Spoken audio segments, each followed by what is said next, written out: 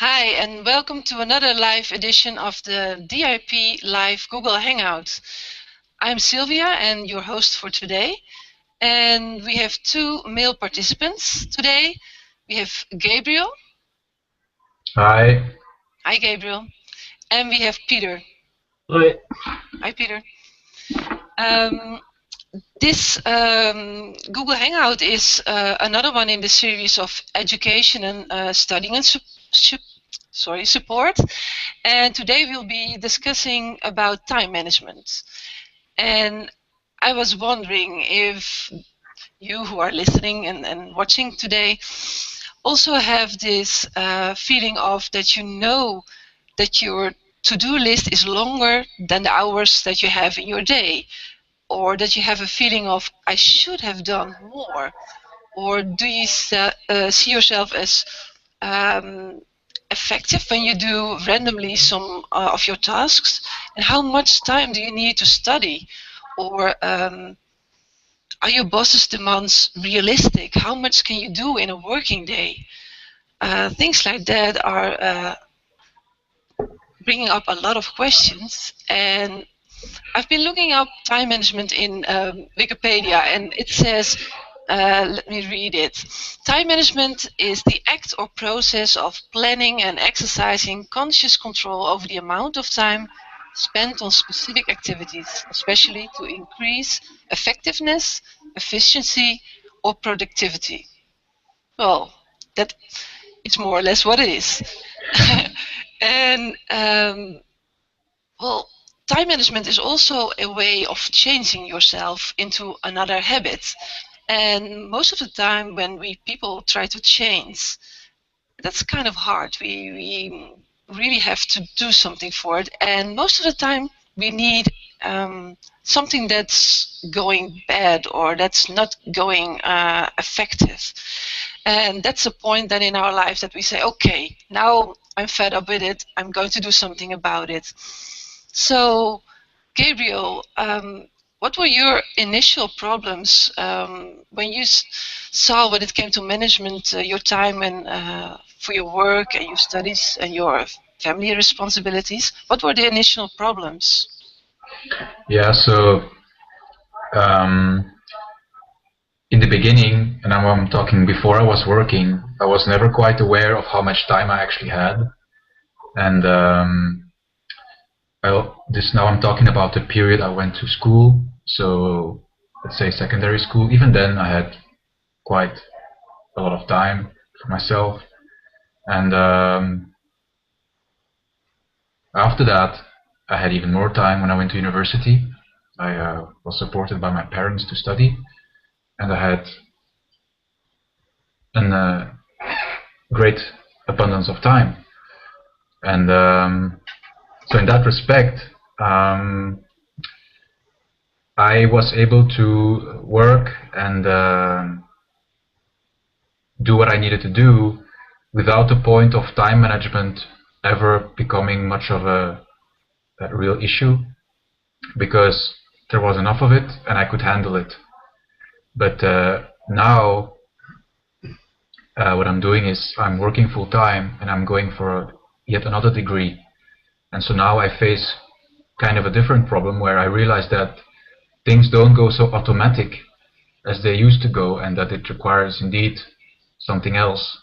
And when it comes to the question of what were the initial problems I may have faced, let's now say when I started this point of working and studying at the same time. This is a point I'm still walking, but in the beginning it was very radical for me that I couldn't grasp that I had so little time, basically. And I had to face basically that I had to spend my time in a specific way, but also I had to understand that I'm still a living being in the world, and I cannot, neglect certain parts of myself, or I cannot neglect certain aspects of this reality where I also need to spend time on, very simplistically. So initially, yeah, I was, let's say, a bit radical, And then afterwards the point came in of, okay, how can I do this in a way that is more flowing, so to speak, and not so rigid. And so now what I'm looking at, instead of only asking myself the question, where can I create more hours for me to be able to work and study, is the question of how can I study faster within the time that I already have. Yeah. Yeah. So basically you're saying that the problem only emerged when you had not so much time available than you had before. When you started working, then you had to say, okay, now I need some solution. And for you, Peter, how was it? Well, actually, the same thing as Gabriel said at the beginning. As a small kid, I was not concerned about time management at all. Actually, all the things around me were planned automatically, and also for school, I didn't see any needs to do planning because things went just very smoothly. And but before I go on, one of the things that popped up when Gabriel was just finishing his part was that the question, "Do you have time to do something?" is actually should be rephrased as, "Can you create time to do something?" Establishing priorities, but we'll talk about that a little bit later. So. At a certain point during my school career, I was in the situation that I had to deal with. Well, some topics became a little bit more difficult, so I felt a kind of urge to start planning my time because I was feeling I was not dedicating enough time in studying.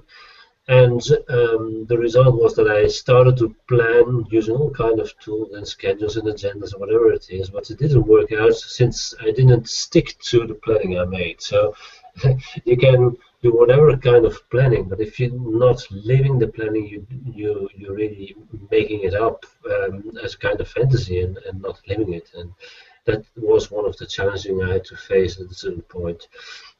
Up to the point that at a certain after my studies, I didn't finish my studies at a certain point, and I started working. Decided nevertheless to continue studying to finish off a couple of grades, and I had a period that I worked 40 hours a week plus I believe 6 or 8 topics I was working on for 1 year, and at a certain point I had to stop working 40 hours because I could not manage that. Happily enough, I could do that just for 1 year, and I was living for a specific time again with my parents, so I didn't have to earn my money to have a living. But well, I can definitely say that's pretty difficult to do a studies in combination with a full-time job.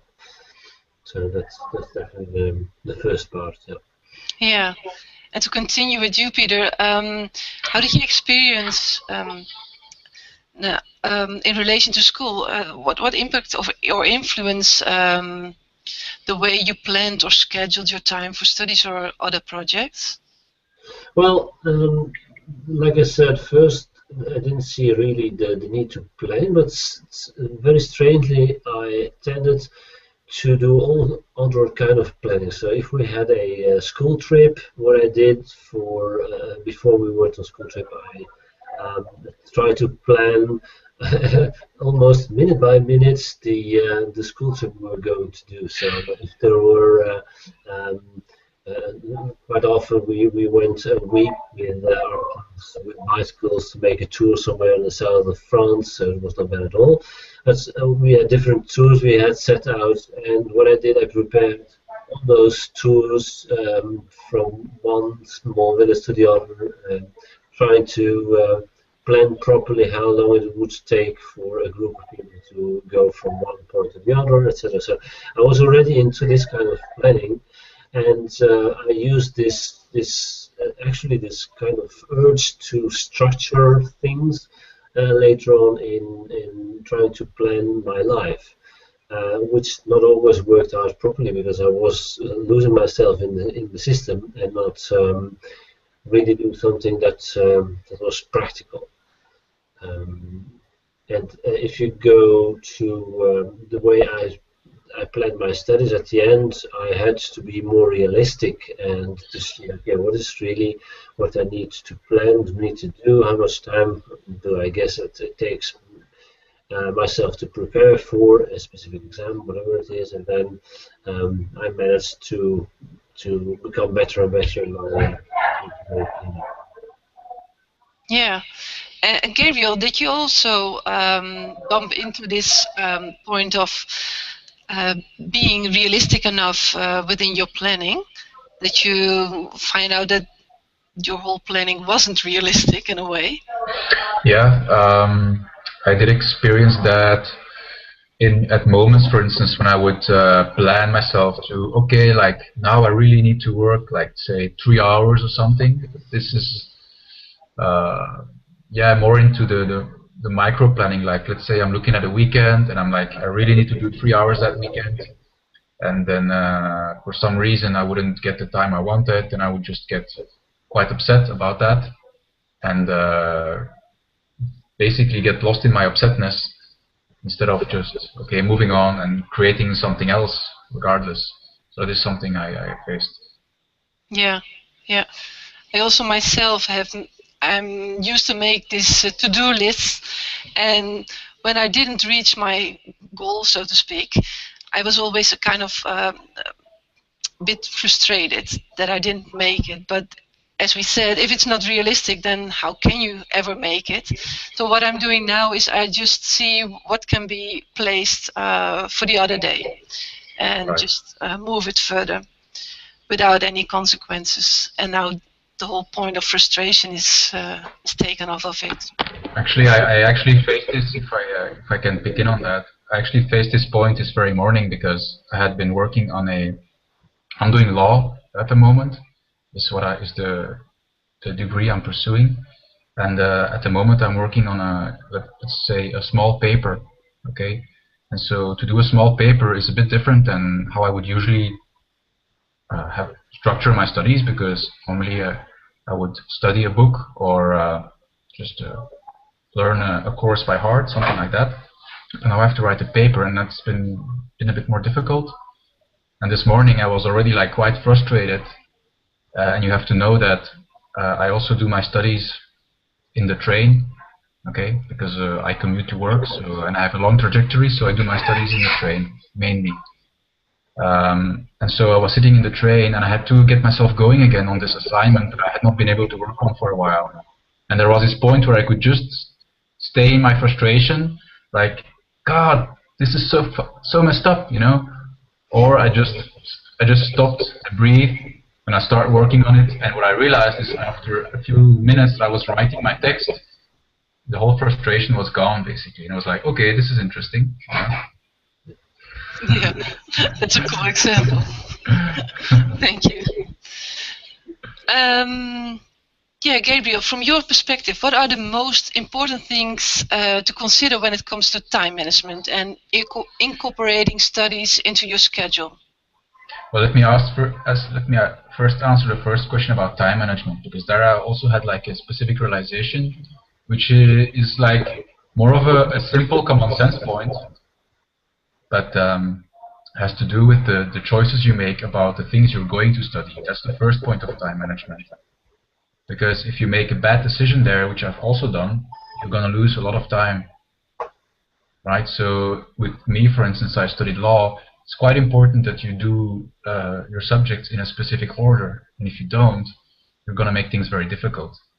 I mean, that's already a point of time management way in the beginning, before you even started, is to make smart decisions about, you know, not trying to be more than what you really are, and to recognize where you're at, and rather do it safe, if I can use these words, rather than wanting to be an achiever from a perspective of you know, I like this course so much, you know, I just wanna get to that course, instead of understanding that I first need to do these 2 or 3 other courses, something like that.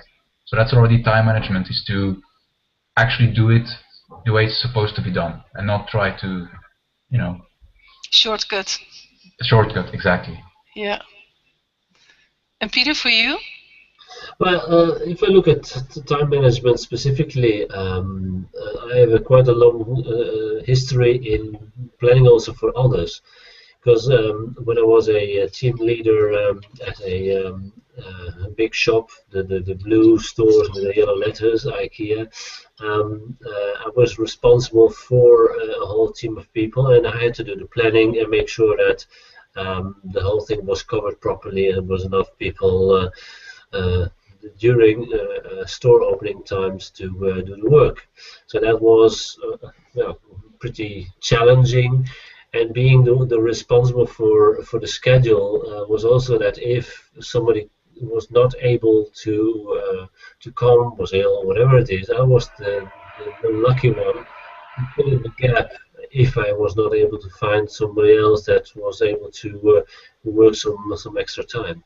So definitely, I learned it the hard way to be able to anticipate also problems in planning and coverage of having enough people and making sure that people understand properly how important it is to stick to a specific schedule and also to work together in making a planning, not only imposing, or actually not imposing it, but working together during a team meeting and see how you could best fill in the time of the opening hours. So they also are behind the fact that the planning is done in a specific way, especially for special opening days and holidays, etc. That was pretty tricky. So that is a practical point. And then another point that is specific for time management, like you said, Gabriel, is that before you even start planning, you have to have a very clear idea of what you're going to plan, what your assets are, and meaning by assets is meaning, especially if you do it for yourself, how much time do I reckon I need to do a specific thing, be realistic in doing this kind of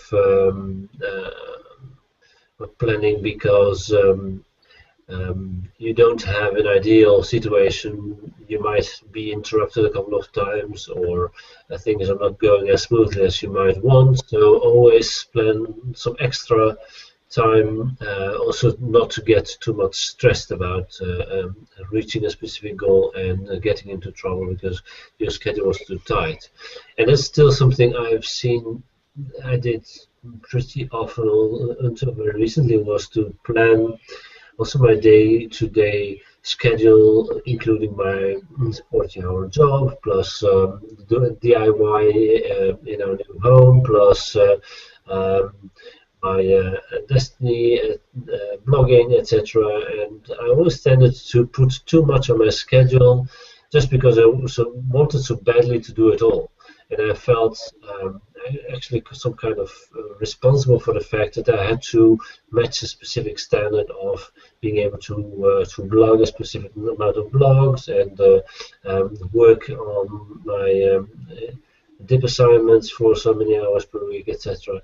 And once I let that go and plan in a very realistic way, I really came into a situation of a lot less stress. So I was able to work a lot more effectively because the stress actually always distracted me and was making me restless. Okay, I have to start now, because if I'm not starting now within 5 minutes, I'm not going to make it, etc. So that was another idiotic a kind of state where I couldn't do anything for a half an hour just because I was kind of panicking and not knowing how to start. When I started to let go that point and plan in a more realistic way, it just came very naturally. Again, like you said, Gabriel, before you know, you start writing the blog, or you start working on your assignment, because there's no stress anymore. You just pick up the thing to do when you do it, without too much interference from your mind saying that you might not be able to do it, etc. So that's an important point when you really start planning. Yeah, Peter, that reminds me of you both were talking about you need a clear starting point in a way. So then it becomes a self-willed action. How did you experience this? Was it really self-willed? And can you explain what this really means? Well, self-willed is also a point of self-honesty, and I think that's a very important thing. You have to be honest with yourself when you are trying to find out what you really are able to do, and not in a too easy way, because you always have to push yourself. Because if you know yourself and you're going to be self-honest about yourself, you know also that you are going to bump into specific resistances. So the point is that you recognize that you are resisting a point that you're not really wanting to do, and push yourself through it and just go for it. And you will see that once you are over the bump, that you don't even remember that you had a resistance on a point. But it's very important to recognize that, and it is quite a process before you are able to really do so. And you tend also to fall back very easily into well, kind of unrealistic planning based on desires and wishes and specific ideas you have in your head, instead of keeping being here in the actual reality of the moment you're living in. So that's important. Yeah. Do you have anything to add to that, Gabriel? No, I basically agree with what Peter said. So. Yeah, cool. Gabriel, what were some of the different tools that you have used or tested in learning how to organize your time and schedule, and which one did you find the most effective and which one the least? Okay. One funny example is that I started to use, basically I went to a speed reading seminar once. That's one thing I did. They showed a method which you can read faster. And so I pursued that for a while. And I was like, okay, I'm now confident that I master this, yeah, and I'm now going to apply this with my studies. and this led to some problems, basically, because what came through is that I didn't master the information. You know, it wasn't there. So you know, so that wasn't a fruitful attempt to go faster. It was actually a shortcut. So I didn't really test it sufficiently, and I went a bit over my head, and so that was that created a problem. Yeah, in terms of what has been more effective, the only thing that's really effective is to just be consistent. I would say that's the first point, is consistency, and if possible, I mean, during the week I study almost daily, so just have consistency, because if you do it daily you also move faster than if you do and if you leave big chunks of time in between. Yeah, that's an important point maybe to mention, is that we humans, we love routine.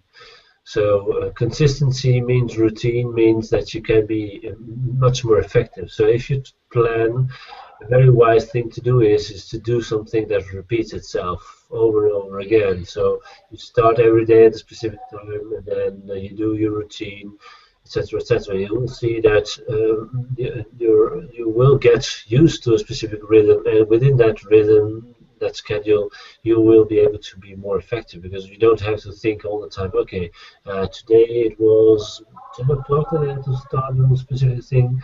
It might not apply to everybody, by the way, because I know that you, Sylvia, you can be more flexible on that, but it depends a little bit on, like we say, on your programming. But like for me, it works very well to have a very well, specific schedule that I follow every the weekday, eventually in the weekend a little bit different schedule, but that's definitely a good point.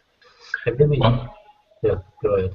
One thing I wanted to add is also like it's in relation to this, and it has to do with improving your time management, but it's in specifically my context. And because I said I work mostly on the train, for instance, so that has benefits and also disadvantages. And one advantage is that it is, I mean, if I do it daily, it's like clockwork, because every day I will get that pretty much the same amount of time if I want to study. So that is cool. The disadvantage, obviously, is that you're in public transport, which has the word public in it. So you're with other people, and sometimes you're not in the environment you would like to be, for instance. And so one thing I learned is to be flexible, especially. And for instance, I always have my eardops with me, like if there's too much sound, that I can just plug them in. So sometimes I will even do that as there's people sitting around me and they're talking, and I look around me and I see there's nowhere else to move. I just put them in, you know, and then I start reading my book, stuff like that. Or if I see there's a possibility to go somewhere else, I get up, you know, people are sitting around me talking, well, I just get up, I pack my stuff, and I sit myself somewhere else. And yeah, that's also a cool point, because you kind of have to be it's being flexible, isn't it? You have to adjust, because you cannot say this is how it is and this is how it's going to work, but yeah, because might be moments that it doesn't. I mean, I've also, in Belgium, for instance, this was difficult at times because the trains are so crowded, and there had been moments where I would try to control my environment and go like, shut up, stuff like that. No way. No, that's like, it's really not the way. And I realized I have to be the one who is flexible and who can find ways, no matter what, to adjust. Yeah, indeed. Yeah, that's a cool example. Maybe I can go on with a couple of examples of tools I used. I remember that that's actually a thing I like, is to explore all kind of tools, and I also there I could lose myself completely in trying to find. First, it was I started very early online with BBSs, trying to download all kind of tools. I used Excel to plan, etc. So I really used many different types of systems in order to get in the search of making the most perfect planning, which was filling automatically and that kind of stuff. And at the end, happily enough, the calendars that come with Google, for instance, or just the built-in calendars on your PC or Mac, they give you enough possibilities in order to be able to plan properly the things. Only if maybe you are doing specific projects, business-like, then you might need timelines, etc., and to make the first step before you really start to do the detailed planning. But anyway, the conclusion for myself is that having used many different tools that also were made available by the companies I worked for, at the end, just a normal calendar, a day-to-day calendar, helps a lot in doing my planning. And another point that was actually a result of becoming a self-employed person is that I had to keep track of all the things I was doing in order to be able to bill the hours to my customers. And being used to that until the day of today, I'm again employed now for almost 3 years. But if you look into my agenda, you will be able to track back until three years in the past what I did every day, almost precise on the hour, all the tasks I did, with the advantage that you can go back and see, okay, it took me so much time to do a specific task and so much to do another task, etc. And I use that for statistics to be able to plan again the same kind of activities in the future, or be able to plan it or help other people planning, because I have a reference of how it was done in the past, and I can use it for the future. So that's definitely also a little bit of discipline in registering actually also the hours. So you plan, and eventually when the task is done and it took a little bit less or more, you adjust it in your calendar and you leave it there. Then you have a real situation, a real record of the things you have done. And that is, I think I got used to it already, well, almost 10 years ago. And it's now part of my day-to-day life to plan my things, even the private things, very often in order to make sure that there is enough time left to the source and also my studying activities in combination with all the other things. And Peter, what about the Destiny tools? Did they support you with your approach to managing time? Oh yes, definitely they did, and even it took a long time before they actually did, because the point of self-honesty was a pretty difficult one. But going through the lessons of the DIP lessons, I step by step learned what really was to have a couple of points. So the self-honesty point being, or actually accepting what you're able to do within your own context. One of the factors I have to deal with is that not always my health is allowing me to be full productive. So I have to take care of that factor that sometimes is just trashing away many hours of productive planning. Well, I have to live with it, and will just readjust my plan and live with it. There's nothing bad about it, as long as I know that I'm not bumping into a specific resistance and using some kind of excuse of not doing things because of resistance and not because of a health issue.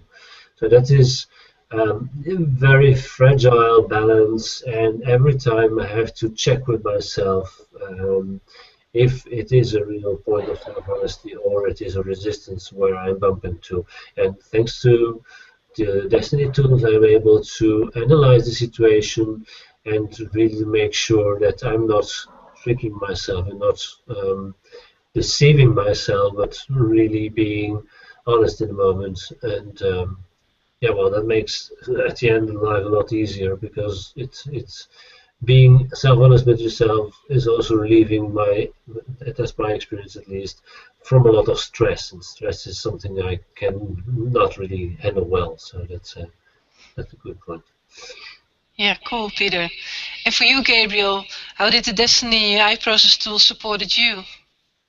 Well, one definitive instance where I've seen that there was progress is in relation to when I do exams, actually. And this is because doing exams has typically been a very stressful point for me. And one of the main tools of the Destiny course is to breathe. And so when doing the exams, obviously the first point is to be well prepared always. But then, even as you are prepared, is to be able to be stable while I do the exam, and to just breathe. And that breathing would give me the ability to stay with it, stay with the exam, because it's easy in the mind to create this experience of stress while you're doing that, and it's really important to stay calm while you do an exam. And so that is something that I learned, and that also made it easier for me to do exams, because it's not this very big, how to say, almost like a traumatic event, but more something that is that I master, so to speak, you know. Yeah. What is that sound? Gabriel, another question I have for you is, what would you suggest to anyone starting out on their education journey and finding difficulty managing their time between work, studies, and other life responsibilities? So what would you suggest someone else? Well, first of all, make the right right decision about what you're going to do, because otherwise you waste time. And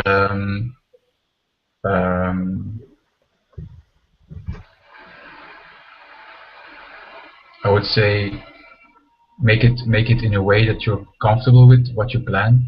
This is also in a way what Peter has been saying, and to make sure that what you plan for yourself is something you can actually live with.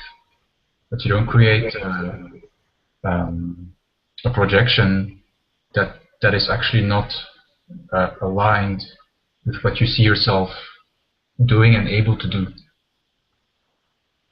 Yeah. And Again, the self-honest point. Because for me, studying has been something that's been part of my life for a long time, or I had done it quite systematically before. So for me, even though law was kind of daunting, the point of studying as such was not. Even though I was being told of how much it would be and stuff like that, I didn't waver on that point per se. Yeah. And another thing, would you say that when you start time managing and you do it from a point of wanting to control your life in a way, what would it give when you have that kind of a starting point? Can you give your perspective on that? Yes, it it will make your world unhappy and yourself unhappy, basically, because it's kind of egotistical. Because you also have to understand that yes, you're doing something that is difficult, which may be your studies, and but you cannot make that the most important thing in the world at the same time. Everything has its own context and everything has its own place, and you have to be able to flow with what is the context. So you have to be able to go for it all the way in your studies. You have to be able to go for it, but you also have to be able to let go completely, so to speak. So that your point doesn't interfere with other people, their lives, and even your own life in a way. Yeah. Peter, do you have anything to add to that? Well, actually, it brings you to the point of having or taking your responsibilities. And there is one example I can give, actually, from my childhood, is that as that I'm almost 50 years old, so you have to imagine that it's quite a long time ago. So let's say somewhere in the 80s. I had a father that actually was living for his career, for his job. So that was actually, if anything that was done within the family was actually around him, having to move from one place to the other, or having to relax in the weekend after a long and stressful week of working, etc. So the planning of the family was around his most important thing, that was his career and making money, etc. And I learned one thing to myself, is that I didn't really want to do the same thing. So I decided to be more a father as a kind of reaction to it. So it was not a very cool starting point in the beginning, but anyway, I wanted to be a family man and dedicate a lot of time to my family, and also enough time, of course, to my work. The reality at the end is that the 40 hours job is something you have to do. It is a kind of slavery. You cannot do anything about that. But as the father of a family, I have to provide my family with a stable income. So, I accepted that point, and nevertheless, besides that, I still am able to find my quality moments, if you want to call them that way. But that's, well, there is some kind of taste with that expression, to dedicate to my wife or my children, to sit with them for a moment and just, without any real time limits, share a very nice moment. That's something of an invaluable. It has a great value there, that you give yourself the opportunity to live also those moments, not to be too strict, but also be flexible. Nevertheless, just doing the things and taking your responsibility. Okay, cool. That are nice last words, Peter, because our time is almost up. Gabriel, do you have any last words? No. Okay, cool. Then next week we're broadcasting on a Thursday as normal, and we're having the same series again, education and studying. And then it's with Christina, and it's about difficulty in one class. So hope to see you then, and thank you for watching. Bye. Bye. Thanks, guys. Bye-bye.